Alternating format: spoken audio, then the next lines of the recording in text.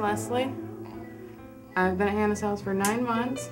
I was going down a rough road of drugs and alcohol and wound up homeless and pregnant without anywhere to go.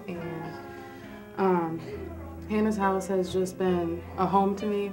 My life before Hannah's house was just stressful. I was living in an apartment, you know, paying bills, and then I found out I was pregnant, of course. Lost the job, couldn't pay the bills, so I ended up getting evicted. My father got very ill. My mother died in December, and I was living in North Carolina, and I found out I was pregnant, and the father of the little boy didn't want to take care of us. And I moved back, and my mother died, and I didn't get the chance to tell her anything. And then my father got sick at the same time, and he passed away 2 days before my son was born. And my family was going through turmoil, and I needed a place to go. Hannah's House fulfills a very important role in this community. We are here to help young women who, you know, are pregnant. They're very much wanting to choose life for their babies, but sometimes they feel they can't because they have nowhere to turn to. They don't know where they're going to sleep. They don't know where they're going to live. I was very lost. I just lost my mom. I just lost my dad, and everything was just going in turmoil. Then I needed somewhere, and I wasn't going to keep my son.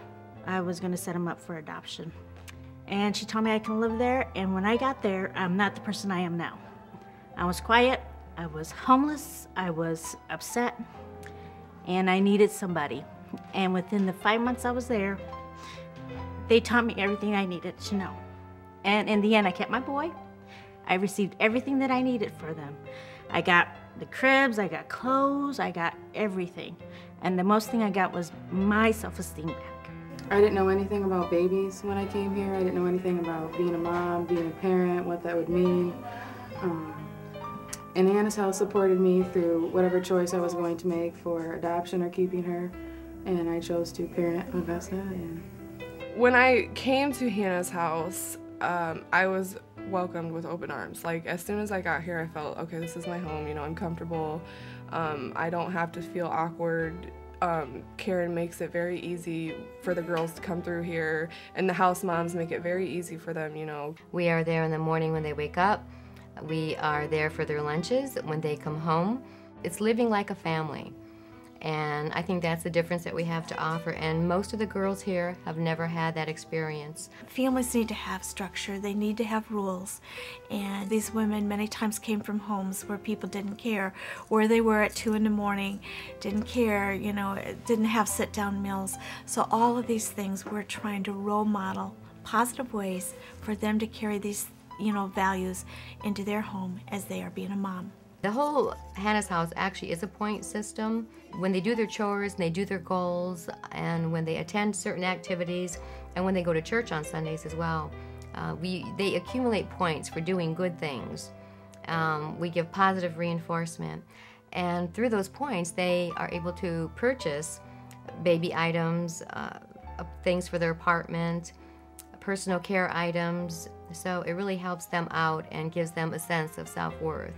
Now the discipline, the rules and stuff of Hannah's house, they were, you know, being 20 years old and like having to go back to listening to rules, you know, having curfew. It was kind of tough at times, but like I said, I would rather follow the rules and have a roof over my head than sleep in a garage. We believe that the spiritual aspect of Hannah's house is an important part of what we are here at Hannah's house, and we believe that, you know, exposing these women to our faith is important. The main way that we do it is our interactions with these young women. We just want to demonstrate God's love in our actions. When the girls are at Hannah's house, we have a house mom on duty 24/7, and Karen is there, and I'm there, and there's lots of volunteers, and there's a ton of support. But once they leave, you know, many of them, they're single moms, and for most of them, they're on their own, and so that support becomes so much more vital. Once a month, we invite all the girls that have ever lived at Hannah's house to come back with their kids, and it's one of my favorite parts of my job. I'm the group counselor at Hannah's House and love to be able to see these moms come back with their kids. And we have a meal together. It's always a little crazy and fun, and we have great volunteers then that take care of the kids. And we're able to come for a group time, and every month we have a different topic. This time it happens to be the 5 love languages. And so basically this group is just all about giving these moms the support they need to be the best moms they can be. Then from now on, we are starting a dad's group. So actually tonight, we pulled the guys out and they've been meeting with those kind of mentor men. And I just walked by and it was just so great to hear that laughter. And I know it was hard for the guys to come. It's a big step.